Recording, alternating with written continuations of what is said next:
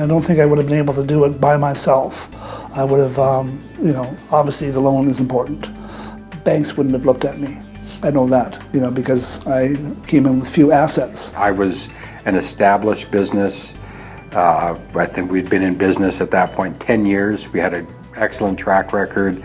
I had financial statements for 10 years to show that we'd done what we said we did. So when the banks looked at it, even though it's been in operation 20 plus years, they don't really care about the history as much. They want to know, what do we have for collateral so we can secure this safely and provide a loan to you? Well, that didn't exist. We had our other location on the other end of town, and we had bought this property, and we were just in the process of going to build, and we were approved with the bank to cover all the financing, et cetera, et cetera. And the chartered banks had a retraction. They were pulling away from the auto industry, and we found ourselves in a bit of a bind because we were, we'll say 35% built, and the bank called and said, we're going to have to back off.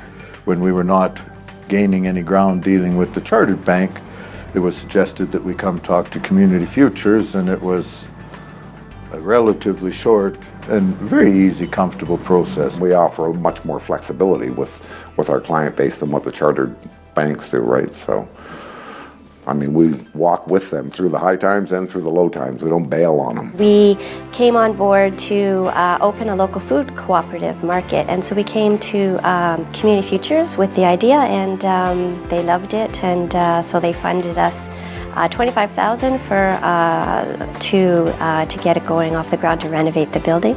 Community Futures helped me out when we did our expansion to our new building. We just needed a little infusion of cash flow. Some of the big banks are hard to deal with on stuff like that. Community Futures was very open and easy to deal with, and were able to help us out. What had happened was that we'd had a little bit of money, but not enough money. So what we did was we went to Community Futures and asked if they could top up, and they provided us with a loan for $200,000, which made the project possible.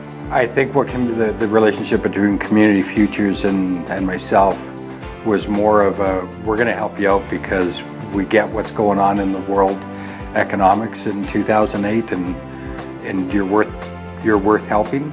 We often hear, to be entrepreneurs, be diverse, be creative. Well, it's sometimes difficult to do without examples such as Community Futures or bodies such as Community Futures.